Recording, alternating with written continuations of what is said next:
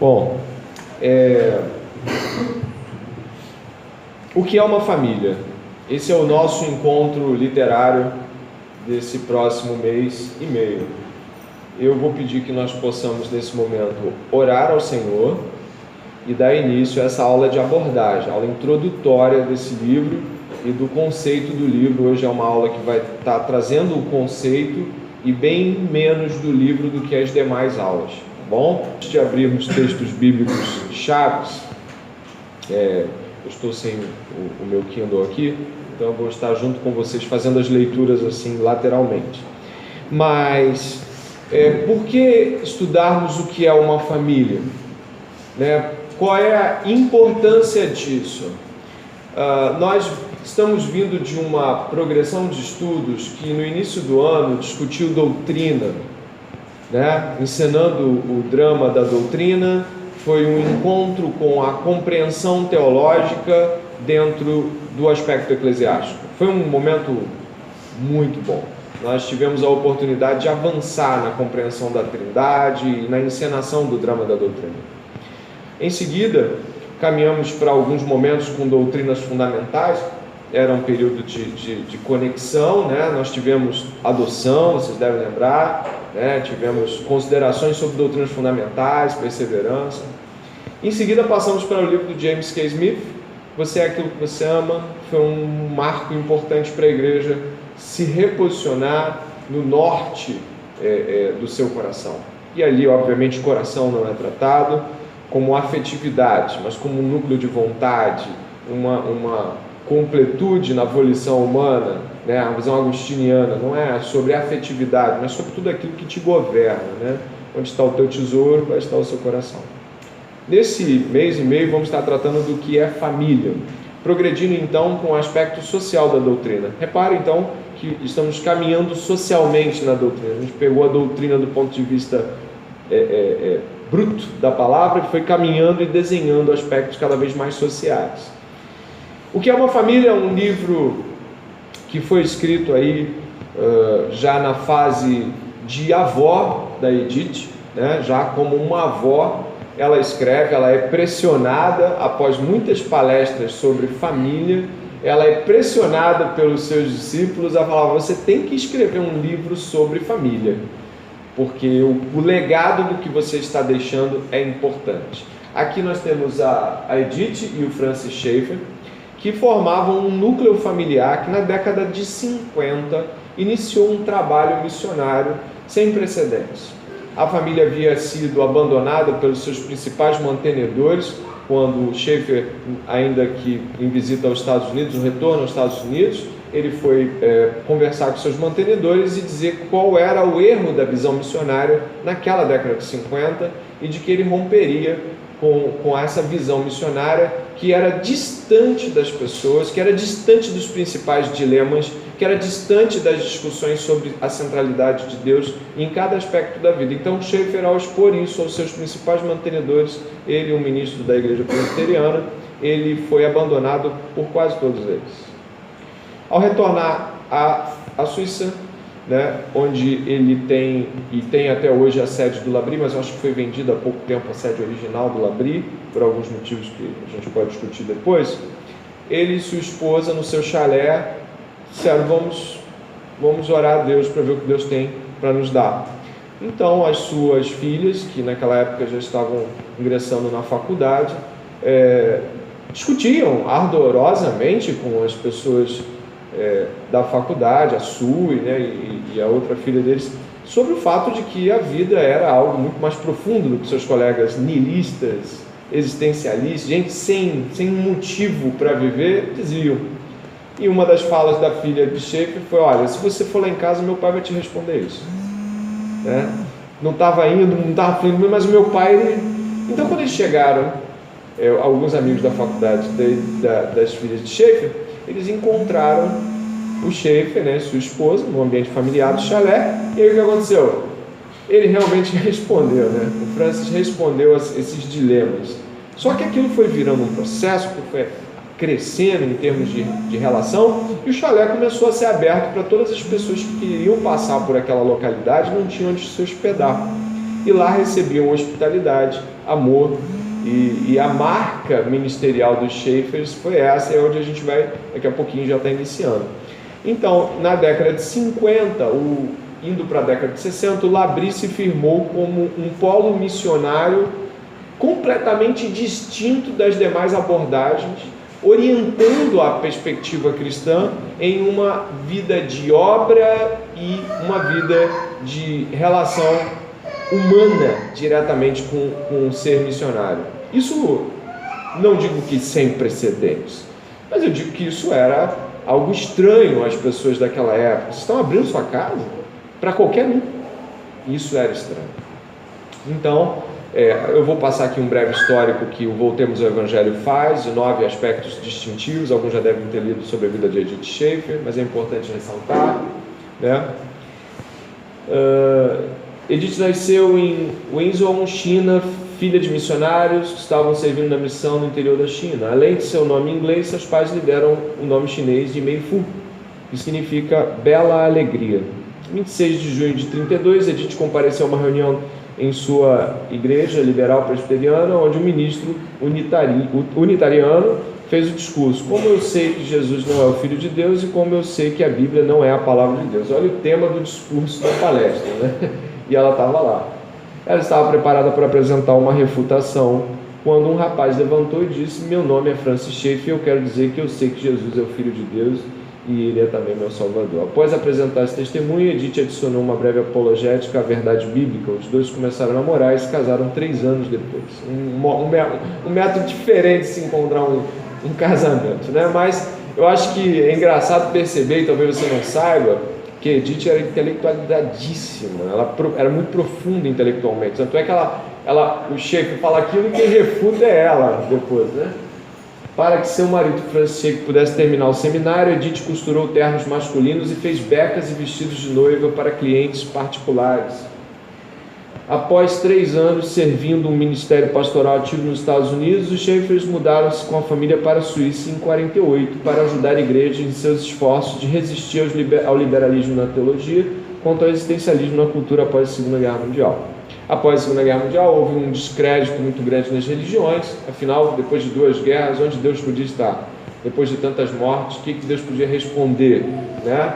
Então, houve um descrédito religioso, de esperança e tudo mais. E no ano de 48, precisamente, é um ano crucial, quando os Schaeffers chegaram lá, o Francis teve uma crise de fé, que depois você pode ler, que como resultado teológico você tem Verdadeira Espiritualidade, um livro que é acessível para você, e os Schaeffers começaram a observar esses aspectos que eram perdidos da vida cristã. O Labrie Fellowship começou na Suíça em 55, quando Francis e Edith decidiram abrir seu lar para ser um lugar onde as pessoas pudessem encontrar respostas satisfatórias para as suas perguntas e demonstrações práticas de cuidado cristão. Foi chamada Labrie, a palavra francesa, para abrigo, porque eles buscavam proporcionar um abrigo das pressões do século XX, inexoravelmente secular. Em 1960, a Labrie tinha se tornado tal fenômeno que atraiu os olhos da revista Time. A Family Letter de Edith teve uma circulação de 1.300 pessoas e seu Right Here de domingo à noite estava recebendo mais de 50 pessoas de todo o mundo semanalmente. Ela tinha o momento do chá da Edith, e esse momento do chá era um momento de perguntas e respostas que iam desde aspectos como os filósofos da época até como colocar a mesa para a família e colocar os copos e como ajudar enfermos, para você ter uma ideia da abrangência das perguntas que eram colocadas diante dela, né? Edith ajudou a restaurar e popularizar as artes quase esquecidas da hospitalidade e do serviço de casa dentro da comunidade evangélica durante o fim do século XX. Conforme ela escreveu em seu livro Que é uma Família, é necessário haver uma dona de casa exercitando alguma medida de habilidade, imaginação, criatividade, desejo de satisfazer necessidades e dar prazer aos outros na família. Quão preciosa é a família humana! Ela não vale algum sacrifício, um tempo, energia, segurança, desconforto, trabalho? Alguma coisa que venha à existência sem trabalho? Edith escreveu ou coescreveu 20 livros, 2 a menos que seu marido. 2 de seus livros, Aflição e a Tapeçaria, A Vida e a Época de Francis Schaeffer e Edith Schaeffer ganharam o prêmio Medalhão de Ouro na Associação de Editoras Cristãs Evangélicas. Esse artigo você encontra no Voltemos, como Morre Edith Schaeffer, 14 a 13. Né? A Tapeçaria foi um livro muito famoso, que deu origem até à música do Estênio Marços, né? Tapeceiro. O Estênio tirou desse livro a ideia de o tapeceiro. E o que nos traz hoje a certeza de que podemos desfrutar da palavra de Deus através da vida de Edith e do seu legado. Após a Segunda Guerra Mundial, muitas mulheres perderam seus maridos, você deve saber disso. E a Europa ficou sem homens. Um movimento muito forte dentro do aspecto feminino da Europa pós Segunda Guerra Mundial foi mulheres que tinham que cuidar dos filhos e trabalhar, porque você já não tinha um marido, você perdeu o marido na guerra. Então, muito daquilo que era a realidade do cultivo da dona de casa, do cultivo familiar, do cuidado com a família, se perdeu em virtude dessa mudança de panorama social. Está entendendo, né? Então, nós temos aqui uma situação ímpar. Edith estava tendo que lidar com uma realidade que, a grosso modo, não pode ser deixada de ser citada.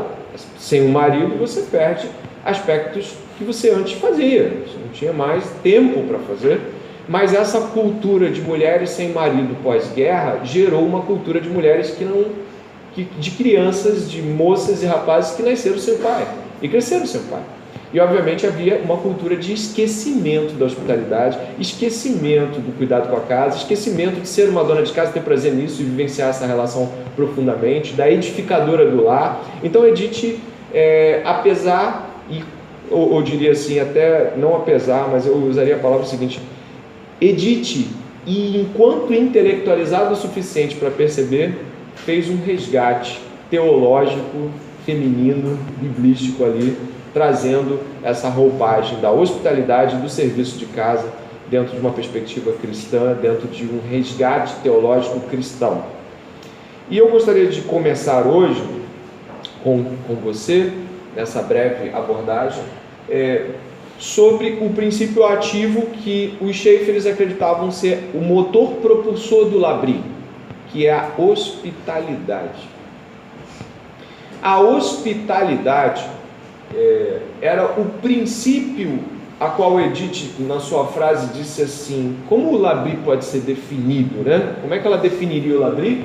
Expor o caráter de Cristo em vida e obras. Basicamente é o seguinte: você entrava no Labri e via Deus servindo, você via Deus colocando chá, você via Cristo ajeitando a cama. Para Edith, todo aquele fazer material, familiar, representavam, expunham o caráter servil de Jesus Cristo. Isso era imprescindível para aquela família, e aqui já nos coloca talvez o primeiro desafio. De que modo ser hospitaleiro está na tua pauta de cristianismo. Certamente vencer a impaciência foi citado semana passada, não ser uma pessoa pornográfica, lasciva, isso tudo está na lista de vamos lutar contra isso, vamos ser relevantes na faculdade, no trabalho, na escola. Só que aí você encontra uma mulher extremamente intelectualizada, resgatando algo que talvez você nem considere tão importante assim: hospitalidade. Eu gostaria de trabalhar essa perspectiva em Romanos 15.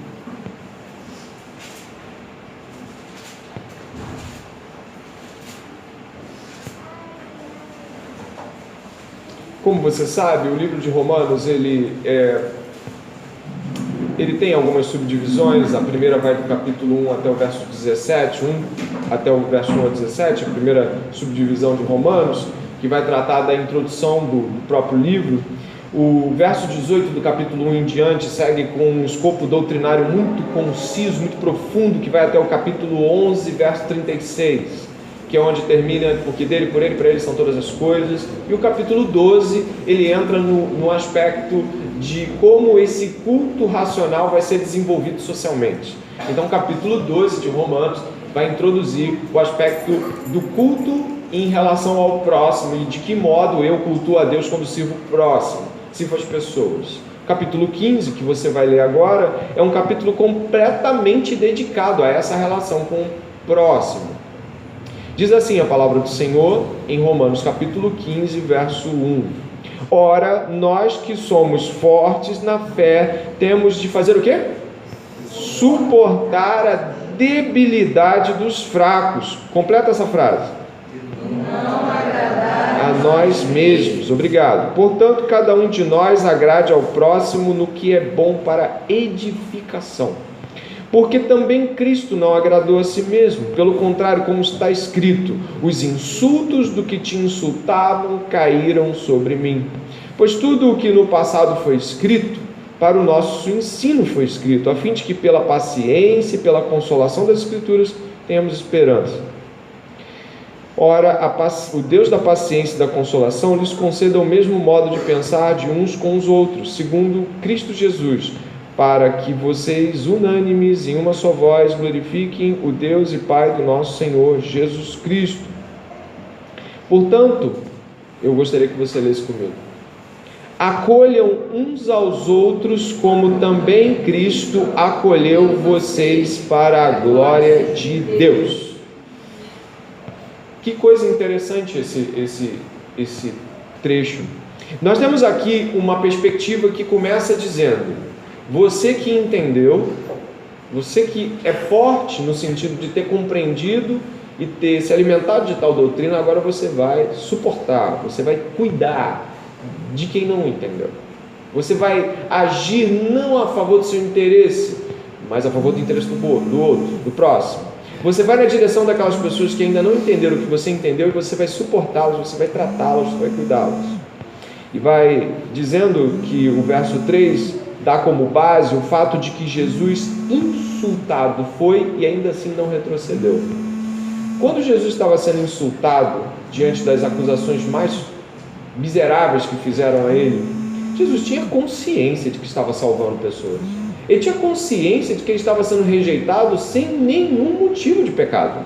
Mas ainda assim, ele não agiu em causa própria e se defendeu como se estivesse lutando contra aquelas pessoas. Ele entendia que a incapacidade delas de entender, compreender e responder aquilo não deveria paralisá-lo. Portanto, diante dos insultos e das ofensas e da incompreensão, Paulo aqui diz que devemos agir como Cristo e continuar indo na direção do próximo, apesar de. E aí, a hospitalidade é tratada dentro, entendeu? O contexto da hospitalidade é o contexto de que você está recebendo algo em troca? Não. O contexto aqui, que vai ser inserido a hospitalidade, o receber, é um conceito onde você está indo na direção de pessoas que não estão devolvendo. Você está cuidando, edificando pessoas que não estão percebendo. E ele está falando de irmãos. Porque ele está falando aqui, verso 1. Nós somos fortes na fé, temos que suportar as debilidades dos fracos. Gente, é na fé. Ele está falando no seio da comunhão da igreja. Então, o verso 7 estrutura o nosso pensamento. Portanto, acolham uns aos outros, como também Cristo acolheu vocês para a glória de Deus. Aqui a palavra traz dupla conotação, tanto o acolhimento para si mesmo, quanto o acolhimento em termos daquilo que ele ofereceu. Então, eu gostaria que você pudesse caminhar e pensar em implicações diretas sobre esse acolhimento. Ok? Você vai começar agora a cogitar e pensar sobre a ideia do acolhimento de Deus em Cristo. Deus criou o mundo e nos hospedou. Nós, nesse mundo, não somos donos dele. Deus criou o mundo. E quando criou o mundo, nos hospedou nele. Deus fez um jardim para Adão e hospedou Adão. Cristo nos sustenta ainda hoje, embora nos comportemos como donos do mundo. Nós estamos no mundo dele e nos comportamos como se fôssemos donos e senhores do mundo dele. Cristo, na última ceia, nos orienta em como receber pessoas. Qual é a posição que Cristo assumiu diante da ceia que era dele? Escravo, certo? Como devemos hospedar pessoas? Como devemos acolher pessoas? Como devemos nos relacionar com o serviço? Como escravos. Jesus ressalta a hospitalidade futura em João 14. Você já leu João 14? Como é que ele acalma o coração deles? Você pode ir comigo a João 14. João 14 tem aí um aspecto lindo da hospitalidade de Jesus.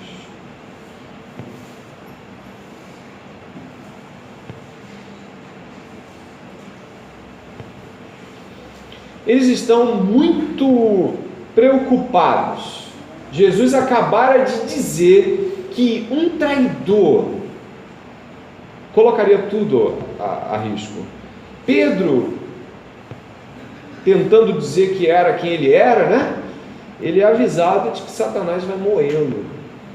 O capítulo 14 começa assim: que o coração de vocês não fique angustiado. Vocês creem em Deus, creiam também em mim.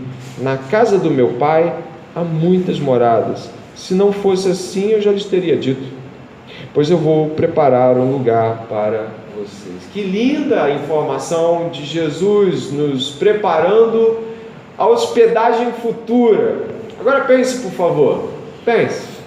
Criados por Deus no mundo de Deus, hospedados por Deus em um jardim, postos para fora, mas ainda assim no mundo de Deus, sustentados por Ele, trazidos para o seio da comunhão com Cristo, somos colocados diante de sua mesa e Ele lava nossos pés.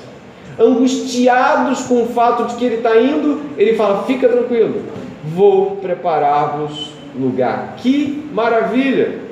Jesus Cristo não apenas aponta para a hospedagem presente, ou parafraseando John Piper, para a graça futura também. Ele coloca-nos diante de uma graça que ainda não está ao nosso alcance, mas já acalma o nosso coração e diz: eu vou preparar-vos lugar. Olha que maravilha, Jesus Cristo pensando em termos de hospedeiro, de hospedagem. Ele não está indo como aquele que vai apenas nos esperar chegar, mas a disposição da fala aqui é muito clara: vou preparar-vos lugar, eu estarei hospedando vocês. Pai, aonde, João 17, onde eu estou indo, eu também quero que eles estejam. Jesus é um hospedeiro maravilhoso. Significa que a hospitalidade é uma doutrina bíblica e que Jesus sempre nos hospedou maravilhosamente e que foi ao Pai para nos preparar lugar. Como devemos essa manhã responder à doutrina da hospitalidade? De que modo nos preparamos para os outros? Jesus ressaltou a hospitalidade. Quando Ele ressalta a hospitalidade, eu devo ressaltar. Eu respondo ressaltando a hospitalidade. Eu repenso o modo como eu me preparo para tal intento. A hospitalidade envolve o quê? Preparar-se para receber. Nenhum de nós que está aqui essa manhã deve se esquecer de que existem situações onde fica difícil receber pessoas em casa. Na verdade, você tem dificuldade às vezes de receber um irmão da igreja em casa. Tem contexto familiar, certamente, que a casa não está aberta. Tem uns que está, tem outros que não. Ué, e aí, como é que eu faço? Você tem a igreja, que é a sua família. Quando você tem a igreja, você também pode preparar a recepção de alguém. Você também pode receber alguém na igreja, porque a igreja é a sua casa em termos familiares também. Portanto, quando você pensa em receber pessoas, não se limite a pensar na hospedagem, no cuidado, apenas em termos de locais onde você pode exercer o cuidado plenamente. Porque às vezes nas nossas casas, os solteiros principalmente, e até pessoas casadas também, às vezes não tem toda a liberdade. Às vezes pessoas, casamentos onde um é cristão, outro não tem às vezes isso. Mas ele pode encontrar um lugar. Eu gosto de pensar no samaritano. Eu gosto de pensar que o samaritano encontra aquele homem caído na estrada e lhe coloca sobre sua vida. E lhe fornece uma hospedagem, ainda que paga. Ainda que não na sua própria casa, que não lhe era possível. Portanto, pensar em termos de hospedagem é pensar em se preparar. Como você prepara-se para receber alguém?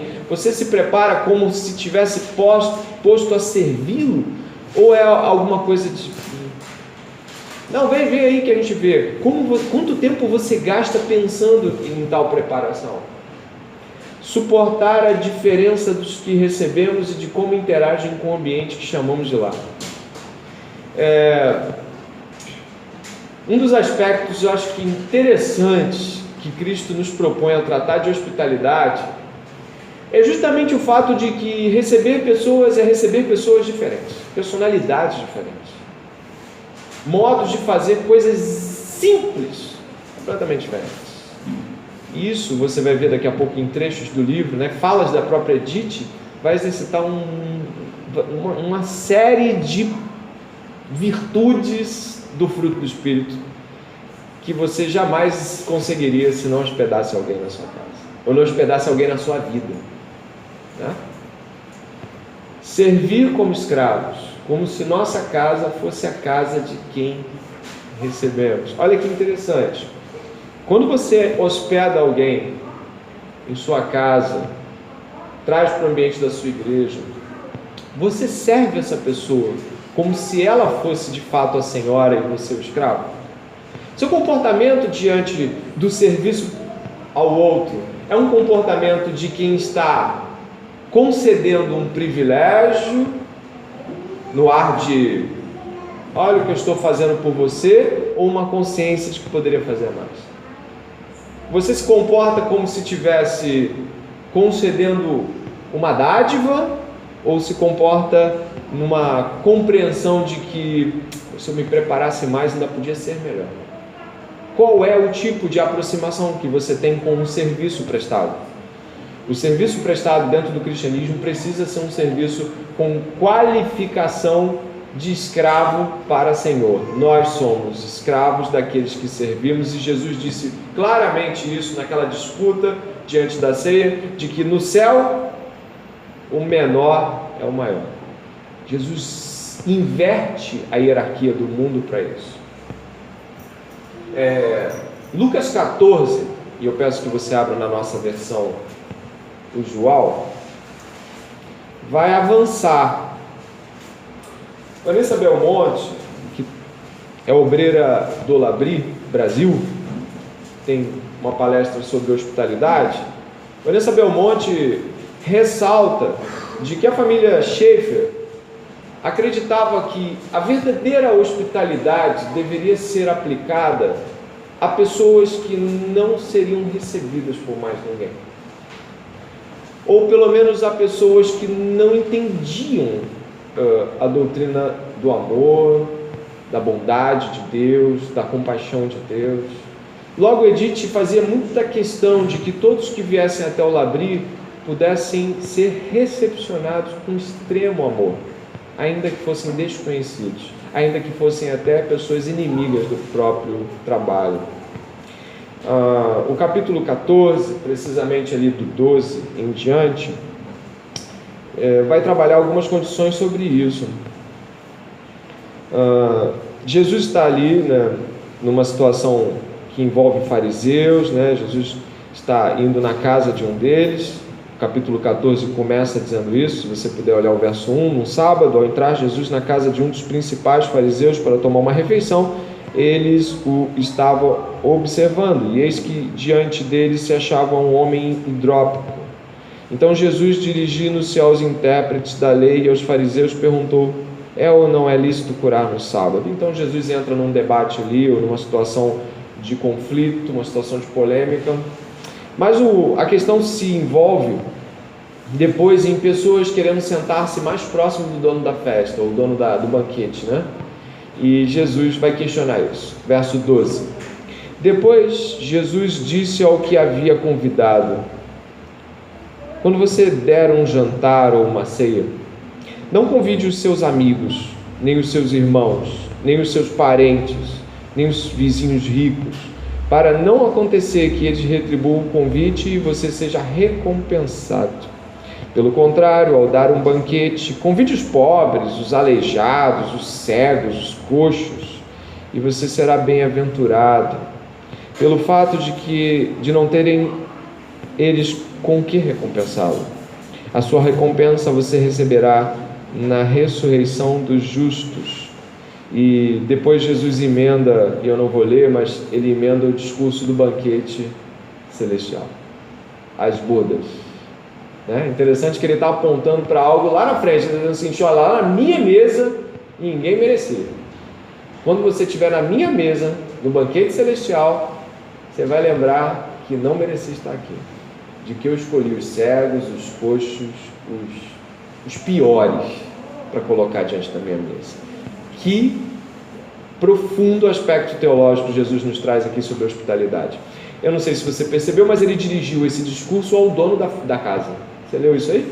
Ele olhou para aquele que havia convidado ele, para o dono da casa, e falou assim: olha, quando você tiver que chamar alguém para mostrar a sua hospitalidade, repare, aqui é um contexto de demonstração de hospitalidade. Se eu tiver que chamar alguém, não chama quem vai poder te recompensar. E aí eu quero entrar no panorama contextual, tá bom? A cultura da hospitalidade é uma cultura judaica conhecida. Deus havia falado para Moisés de que mesmo os estrangeiros deveriam ser bem tratados em meio ao seu povo, de que de tempos em tempos as próprias colheitas deveriam respeitar um tempo de colheita para os miseráveis, aqueles que não tinham. Essa cultura de hospitalidade, ela foi sendo perdida gradualmente com a helenização da cultura judaica no século I a.C., no século I depois de Cristo. O contexto grego de hospitalidade era muito simples. Você hospedava pessoas que poderiam lhe retribuir hospedagem ou favores. Esse era o contexto grego. Você vai receber alguém em casa, receba alguém que vai lhe retribuir. Né? Você nunca fez isso, né? Vou chamar para o meu aniversário porque chamou para o seu. Não, você não fez isso. Então o contexto grego era justamente esse: você recebe alguém que você quer receber algo, ou imagina assim: essa pessoa eu posso receber, porque se eu passar por lá, eu também receberei algo.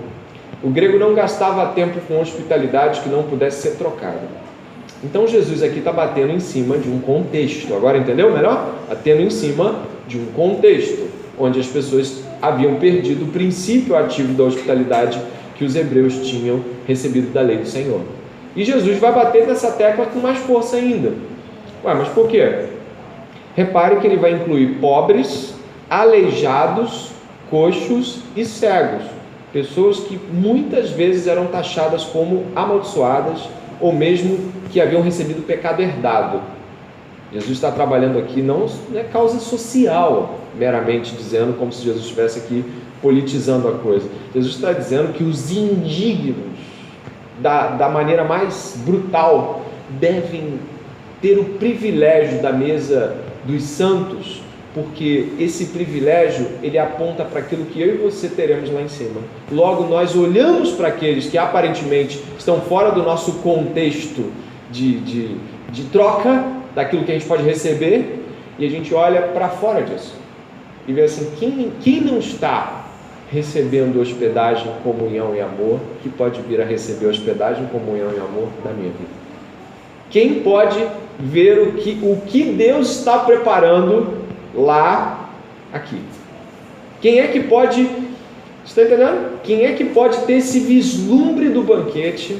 Porque é isso que acontece quando alguém bem distante daquilo que você ou eu imaginamos ser digno de comer com você, de estar com você em sua casa, quando alguém muito aquém olha e recebe um convite, você já viu a alegria que essa pessoa fez? Eu nunca pensei que você fosse me chamar. Nossa, eu já tive essa oportunidade de às vezes receber pessoas que, nossa, não sabia o que fazer. Ela estava tão feliz de estar ali, que você falava assim: cara, mas é algo normal, tudo para ela não é normal. Ela está sendo amada de uma maneira, e aí o que acontece? Aquilo ali resplandece a mesa do Senhor, aquela grande mesa, onde nós vamos estar diante do Senhor falando: eu não merecia estar aqui. Nossa, o Senhor preparou o lugar, tem lugar para dormir. Que isso, sabe? A gente vai estar diante dele num vislumbre incrível, como um lugar tão maravilhoso, porque eu estou tão bem tratado, porque essa mesa. Então o que o Senhor quer com a hospitalidade é apontar para a eternidade. Se nós buscarmos a hospitalidade para que sejamos louvados pela hospitalidade, para que sejamos lembrados de hospitalidades futuras. Não apontamos para Cristo, não apontamos para a eternidade, apontamos para o nosso ego, para o nosso elogio, para o nosso social. Então, Lucas 14 aponta exatamente para uma questão que vai além de abrir sua casa, é transformar a sua casa em um ambiente que aponte para a eternidade. Receber na sua casa como se fosse um escravo, como se seu hóspede fosse o seu senhor. E isso, não é? Eu vou ler alguns trechos do livro com você e eu acho pertinente que você possa fazer as suas considerações no seu caderno, né? Obviamente, nem tudo que a gente está falando aqui vai ser algo que você pode extrair do livro apenas lendo, são considerações também. O que é uma família? Edith Schaefer. A Edith vai trabalhar alguns conceitos sobre família que são muito interessantes. O primeiro, que já foi abordado em uma ceia aqui, é que a família é um mobile. A família, ela é algo tal que lembra aquele enfeite que pendurados estão vários elementos diferentes. Alguns móveis são aqueles de tubinho que batem, faz aqueles sonzinhos em varandas. Outros são com passarinho. Eu já vi um assim, com passarinho, casinha, beija-flor e árvore, assim, tudo mexendo nos fiozinhos, tudo se movendo. Eu já vi um móvel assim também. Você já também viu um móvel em berço de criança, né? A criança fica distraída com aquele movimento todo. Então a Edith, ao escrever esse livro, é um livro completamente diferente de um aspecto doutrinário direto. Ela vai colocando a doutrina paulatinamente no livro, e ela vai falar que a família é um mobile. A família é um mobile mais versátil, sempre em movimento que existe. A família é um mobile vivo, diferente dos móveis feitos à mão e dos móveis dos museus de arte, diferente dos móveis de lago e árvores, dos móveis de aves, peixes e animais, diferente de quaisquer móveis de máquinas, animais ou plantas. A família é um mobile complexo, composto por personalidades humanas. Isso é algo muito interessante porque personalidades mudam às vezes um pouco. Então você tem que lidar na sua família, e eu quero aplicar no contexto da igreja, no contexto daqueles que são casados, daqueles que virão a se casar, de que as personalidades vão mudando um pouquinho às vezes. E você tem como família a obrigação de lidar com essa mudança gradual de posição. O móvel é móvel, embora seja a mesma pessoa, ele está numa posição diferente. Às vezes, algumas pessoas dentro da igreja percebem essas mudanças de personalidade dos irmãos, né? E às vezes são mudanças que têm a ver com a maturação. Minha esposa e eu tivemos uma oportunidade aqui, uma graça de Deus, de nos relacionar com alguns jovens que estão aqui desde a sua adolescência. Então nós vimos mudanças de personalidade que às vezes não eram fáceis de lidar, eram crises, sabe? Onde, tá rindo aqui, né? Ela é um ícone, né, das nossas, mas pessoas que eu tive a oportunidade de ver com 12, 13 anos de idade, algumas até ainda parecem ter 12, 13 anos, mas não, é só visualmente, né? E eu tive a oportunidade de ver pessoas aqui que eu conheço já e que amadureceram, e isso mudou a relação, mudou. Você não pode mais dizer para uma pessoa de 13 anos o mesmo que você vai dizer para uma de 21. Olha, não, você não vai, ponto. Você vai para uma de 21 e fala assim, poxa, não seria legal pensar nisso? O mobile muda de posição, e isso nos traz dentro da família a necessidade de amar com a flexibilidade exigida. As personalidades vão sendo moldadas e mudando de acordo com alguns aspectos da própria vida, o que nos exige sobre amar, porque em alguns momentos, desculpa, o que você queria era aquela pessoa de 2 anos atrás, era muito mais fácil lidar com ela, mas ela mudou, e essa mudança lhe trouxe agora a necessidade que você remodele falar. Já aconteceu isso com você? remodele o jeito que abraça, o jeito que envia, o jeito que fica, o jeito que vai. E essa mudança de personalidade apura o nosso caráter, porque nós muitas vezes nos acostumamos com modelos de pessoas e elas mudando, elas nos transtornam. Pais sofrem muito com essas mudanças, porque a criança morre e o adolescente surge com toda a força, não sabe o que fazer com aquele espécime. E aí vem o jovem, igual você acostumou com o adolescente, aí você já vem o jovem, papai, eu quero estudar fora, eu quero fazer, o que é isso? Você estava aqui. Então, lidar com isso na igreja também é muito difícil. Mas a igreja, como família, precisa compreender as mudanças e ajudá-las, porque algumas não são boas, algumas escolhas, como a Edith mesmo disse, elas não são boas. E cabe, em dado tempo do livro, que eu não pude colocar aqui, mas ela fala que um dos trabalhos que os mais velhos devem fazer, nesse capítulo 1 mesmo, ela ressalta que é o fato dos mais velhos poderem contar os seus pecados e as suas mazelas para os mais novos não cometerem os mesmos erros. Então, tem um trecho que ela fala assim, que reuniu os jovens e as crianças, e um dos tios falou assim: tu lembra daquele dia que eu joguei a aliança na tua cara? Mas não falando com alegria, mas tipo assim, que besteira que eu fiz. E as crianças assim, porque de alguma forma esse legado do erro acaba transmitindo segurança para não errar. Isso só a família consegue fazer, e a igreja é uma família. Sei que vocês têm famílias e vão formar famílias, mas a igreja como família precisa o pastor chegar aqui e falar assim: errei. E se ele não faz, ele não constrói também essa realidade, né? Aqui tem um trecho importante também. De tantas maneiras, a família Mobile, uma obra de arte que leva anos, até mesmo gerações para ser produzida, mas que nunca é acabada, né? Um outro trecho importante,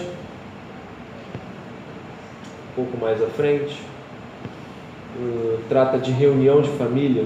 Passa um pouquinho, Lucas, você encontra aí. Reuniões de família. Ela vai falar sobre o quão difícil, né? Porque já havia 2, 3 décadas de vida em família, que a Edith tinha, né? Sua filha já estava com 38 anos de idade, é a minha idade, e ela decidiu escrever esse livro. E ela falou que é muito difícil reunir a família. E eles eram cristãos, era muito difícil. Por que é muito difícil?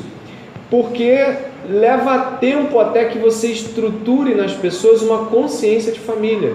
E como é difícil a igreja gerar essa consciência de família às vezes. Como é difícil. Sabe por quê? Porque na igreja, muitas vezes, as personalidades mudam, os gostos mudam, e alguém chega para você e faz algo que é inexplicável, né? Nesse domingo eu não vou não. Por quê? O que houve com a tua cabeça? Até você construir nessa pessoa a consciência de família, de que essa reunião é algo grandioso, demora. Então aqui, reuniões de família, lembranças, pequenas coisas que ajudam a manter vivas as lembranças, não são luxo que leva tempo demais, esforço demais, dinheiro demais. São necessidades definidas da parte de alguém. Se quisermos que o móvel seja belo e não penda desajeitado para um lado e nem quebre. O que ela quer dizer com reunião de família?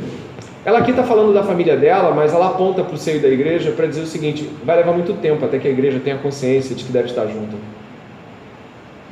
Leva muito tempo até que a pessoa decida de que a igreja não é sobre novidades, mas sobre o ordinário maravilhosamente construído, sobre aquela coisa que você constrói devagar e que vai gerando lembranças. A igreja precisa ser construída em torno dessas memórias que ela tem. E aos poucos essas memórias vão construindo um legado que torna agradável o sentar e, cara, tá fazendo igual daquele dia. E a gente só consegue isso com o tempo. Por isso ela disse o quê? Leva anos. E na estrutura familiar a mesma coisa. Se você vai para a sua casa, você não tem um culto doméstico, você não tem um momento familiar. Lá em casa botamos muitas plaquinhas lá, quem for lá vai ver. As plaquinhas estão lá assim, ó, você não pode mexer no celular quando estiver na mesa. Você está na mesa comendo, está na mesa conversando, ó, deixa esse celular no canto. Está lá na plaquinha da parede lá. Tá, um monte que eu tenho. A Olivia botou coisa lá, honra teu pai e tua mãe, botou 3 vezes, ela deve estar lutando aí para fazer esse esforço, né, filha? Botou com a letrinha dela. Não grite com o papai e mamãe, porque Deus irá discipliná-la. Essa aí foi uma placa que ela leviticamente construiu lá, né? Virá fogo, consumirá. É mente dela, né? Imagina o fogo descendo enquanto ela... Mas se você for lá, você vai ver umas 10 plaquinhas que estão lá na cozinha. E essas 10 plaquinhas são plaquinhas construídas pela família após um momento familiar de discussão sobre coisas que deveriam mudar, e tem feito bem. Tem feito bem. Nós precisamos ter a consciência de que vai levar tempo construir uma unidade nessa igreja. E precisamos fazer isso com diligência, sabendo que isso, por levar tempo, por ser precioso, leva tempo, e que vai muitas vezes nos fazer pensar, vale a pena? Vale a pena. Vale a pena construir uma igreja, vale a pena construir uma família assim. Indo para os minutos finais, temos mais alguns pedaços aqui.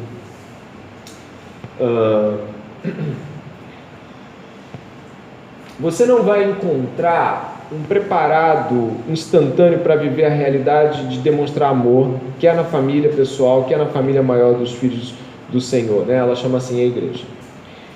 Quer na família dos homens.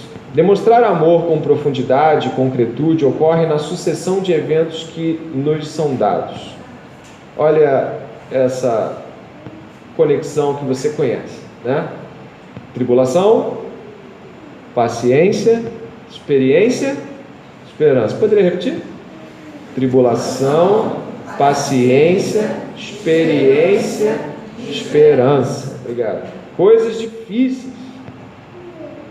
Pernas quebradas, experiências passadas no hospital, doenças, desapontamentos, ter que economizar na comida por ter perdido dinheiro ou gastado demais, fazendo em casa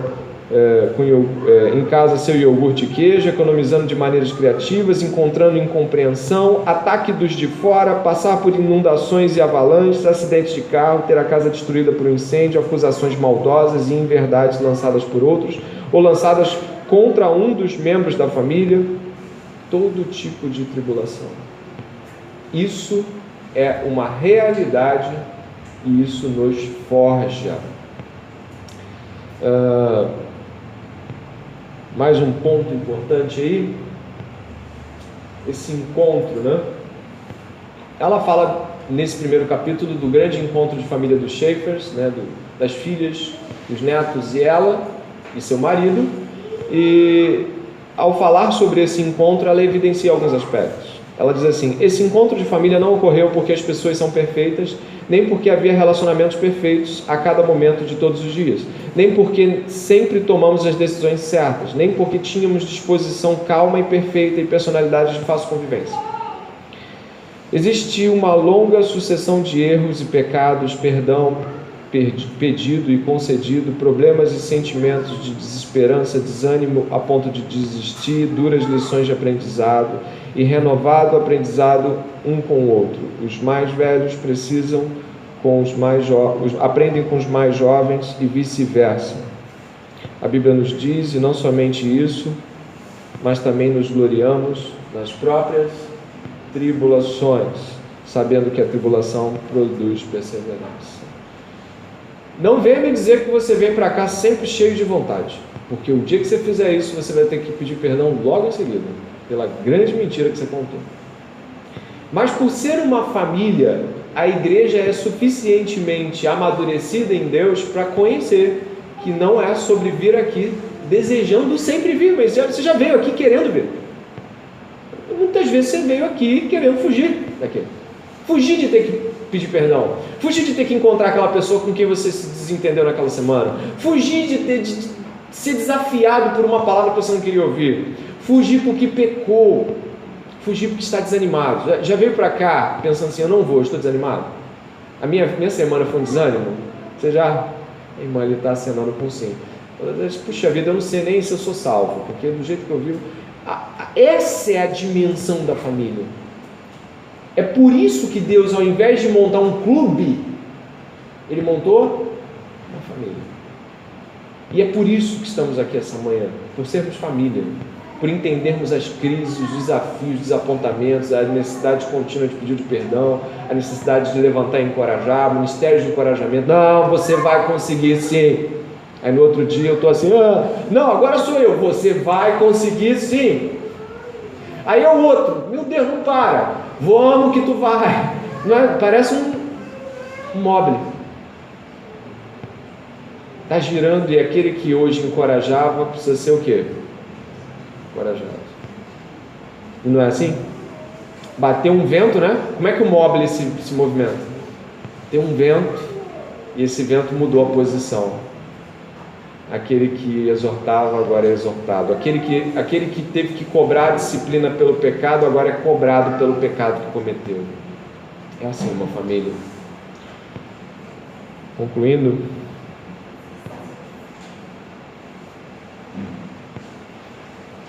ela vai trabalhar questões como paciência. Eu vou botar esse material depois disponível. Ela vai trabalhar várias coisas, e eu vou para o último slide, última parte do PDF, ou última página do PDF, onde ela vai fazer uma exortação à questão de como as coisas estão, né? O universo está estragado e as pessoas se tornaram realmente anormais devido ao pecado. Devido ao pecado. Lembre-se disso. Cada pessoa sentada do seu lado tem pecado suficiente para destruir o universo. Então, por favor, não esqueça disso.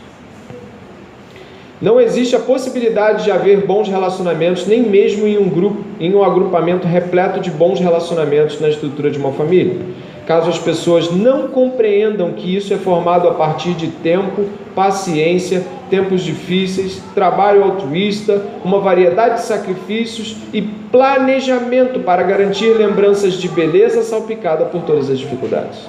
Alguém terá de sentir que a maravilha e dignidade do mobile da família consiste em uma obra de arte pela qual a pessoa se interesse e deseje ver desenvolvida.